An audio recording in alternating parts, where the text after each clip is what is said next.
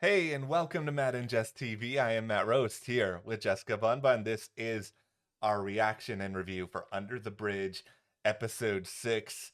I will say from the start, this is my favorite episode of the show since the first couple. I've kind of had a Mm. couple of issues with the last two, mostly when it comes to sort of separating the facts from the fiction and finding myself sort of distracted by all the various changes that have been made from the real life Reena Virk story. I really found myself pretty immersed in what they pulled off here. And I think a lot of it was pretty focused by and large on the teenagers. And I think that's when this show is effectively at its best when it comes to sort of trying to make you understand who these kids were at this particular point in their lives and what they were trying to do and all the sort of like emotional hand wringing that was going on. I just think that the story played it really, really well. And I like the fact that Kelly is arrested at this point. It's not something that's being saved till the finale, so we have time to deal with the aftermath. I'd been waiting to see her get arrested for Yes. this. And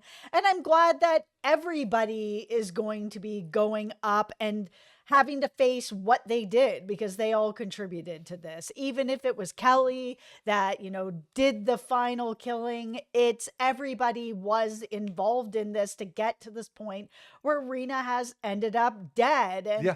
that's why, as much as I did like this episode, and felt very satisfying to see everybody get arrested at the Yep. end of it, it was also very frustrating because we're watching Rebecca go through her trauma of her what she thinks is her role in her brother's death and blaming herself for it and then putting it on Warren, who, straight up said, I was involved with this is the stuff that I did, Yeah. that I participated in this. And she's like, no, you're a good kid. You're a good kid. And Mm. it was really tough to watch that trauma just like folding out on top of Rebecca over and over and over again. We're almost like she's trying to undo her past with Warren, and that if she can save Warren and Warren's a good kid, then maybe it can absolve some of what happened with Gabe, not really looking at what Warren did and his role in killing another kid. Yeah, there is so much to get into there. And before we do, be sure to hit that subscribe button. We will be here through the end of Under the Bridge. And by Yeah. subscribing, you guys help us to be able to make these videos. We love doing them for you. So thank you so much.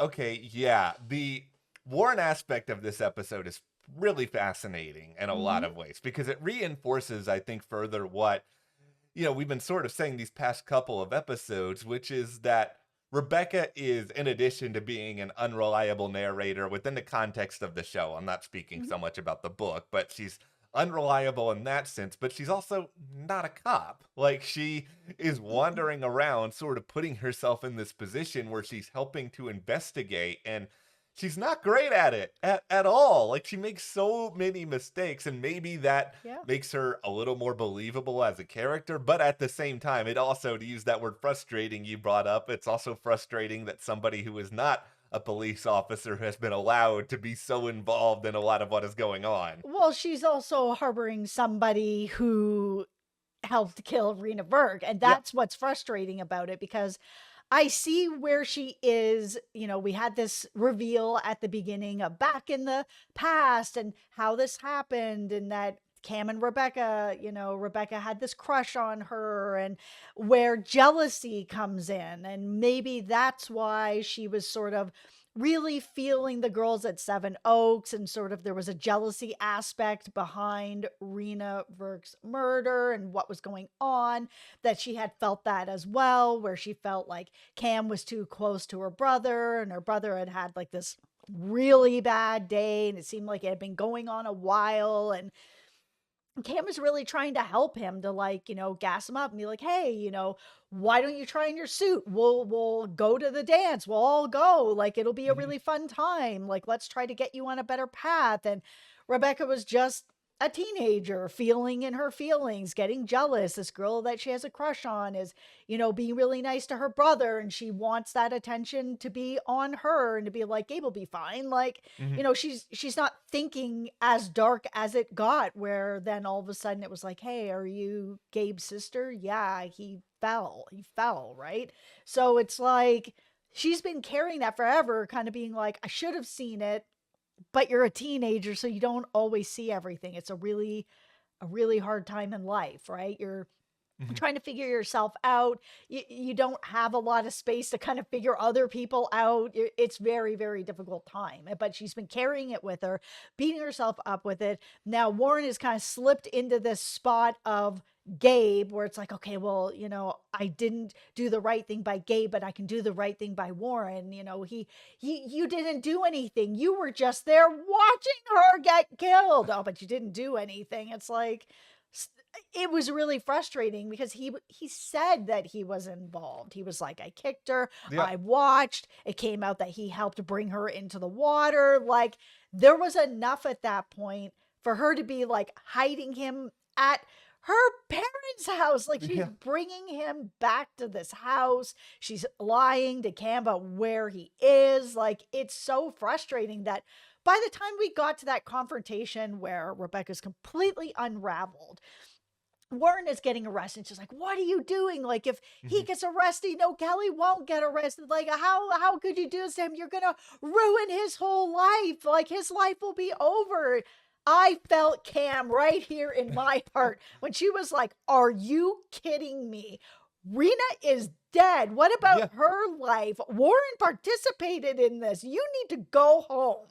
Yeah, all of this was a bad look on Rebecca and how she went about all of it. And yeah, I think this show justifies how we got to that place, but They did. but it still doesn't mean that this was the part of the episode I enjoyed watching the most, just because I said this in the last episode too. The fact that Cam is not a fully realized character in the real world, like, she's a creation for the show, then it starts to get into complicating, okay, what did the real Rebecca think about versus what the fictional Rebecca is thinking about? It just gets a little bit too complicated and too messy because they're trying to claim this is based on a true story. So I Mhm. never am really that much into that part of the story right now with Rebecca. Now they did pay it off on the show and understanding, okay, well, this is why Rebecca on the show was so compromised with everything that was going on with Warren. Yeah. I get that. I also still am sitting back and being like, okay, there should have been some sort of mechanism to kind of keep her from getting this close to everything in the first place, especially, if Cam knew all this sort of stuff in the past when it comes to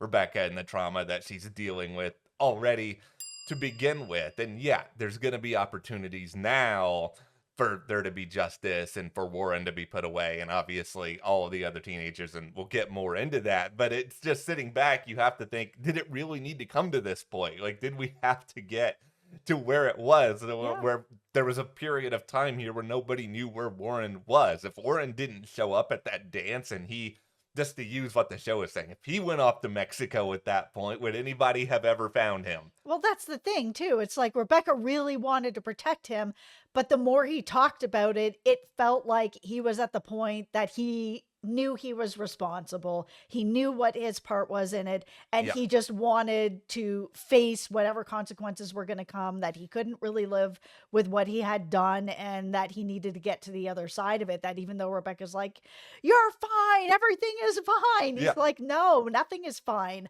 I'm going to go to the dance, say goodbye to my girlfriend. I know the cops are there and they're going to arrest me, and I'm going to move into this next stage."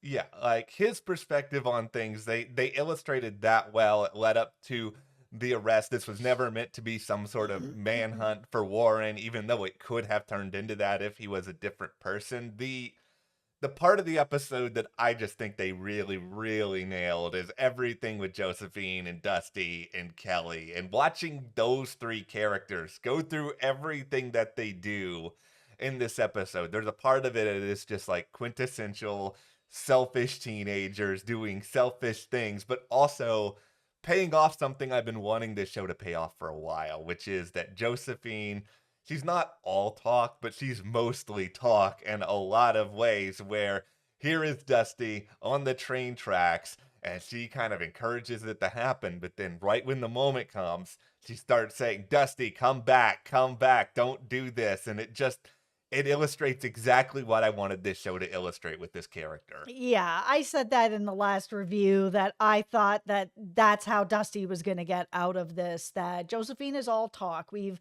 seen it throughout the whole Mhm. season where she's, she was claiming that she had killed Reena. She didn't. She is a lot of talk. Yeah, she's also some action, but not murder. Yeah. Like she was arrested for assault and that other part of it.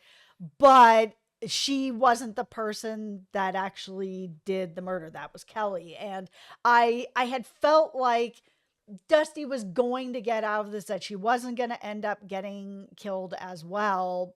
But if it was up to Kelly, she'd be dead. And Yeah. how they got about it, where they were like, oh, we're going to use this rat poison. They got her to drink it, but she had been drinking all day. So she threw it up and they're like, okay, plan B. We'll bring her to the train tracks. We'll, kind of push her into what she's already feeling, is that she doesn't want to be here anymore. Yeah, you're right. This is the way that you can like just end everything, just stand in front of this train. But to have Josephine pull her off at the last second and be like, no, no, Mhm. it's a bridge too far. We can't do this. It's got to stop. I felt like that was going to happen. Yeah, and I like that it did. It justified a lot of what we saw with these characters so far this season, and Yes. it really, every person is different, and even if they've all been sort of blanketed under it's these troubled teenagers, but it's just like Kelly is an outlier even within them. Like she's somebody who clearly has no remorse for anything and is No. fine to just get rid of anybody who's going to stand in the way of her, not going to prison. Like that's her big goal, no matter how it happens. Then there's this other part of it where just the arrogance of them all to act like they're going to the dance, where they're getting dressed up, they're preparing all this sort of stuff. And I understand the story went where it was going, and maybe they thought, oh, if we don't act like we're going to the dance, then it's going to be some sort of situation where people think we're hiding something. But even just the sheer audacity of what they're setting out to do in this episode, and like the image that they're giving everybody, where they're getting dressed up and prepared for Yeah. this, it is so like arrogant and misguided. I don't think anyone would have ever blamed them if they were just like, oh, we're not going to the dance at all, we're just going to stay at home. And regardless of whatever their plan and ulterior motive is, I think that would have been probably less suspicious than what they were throwing out here in the first place, which is this idea of we're going to pretend like everything is fine. That scene with Kelly and Mrs. Virk just ripped my heart Yeah. out. I felt that anger and sadness and just frustration that Mrs. Virk was going through, where they were like, oh, we need some snacks for after the dance, which is really, they were going to Mexico, which was really, they were going to kill Dusty. Yeah. But having Kelly try to give this like fake, oh, I wish I could have been there to help and whatever with Reena, and her mom just like knowing she did it. When she went home, she's just like, she did it. She did it. She looked me right in my eyes and I knew it. I knew it in my soul. Kelly did this.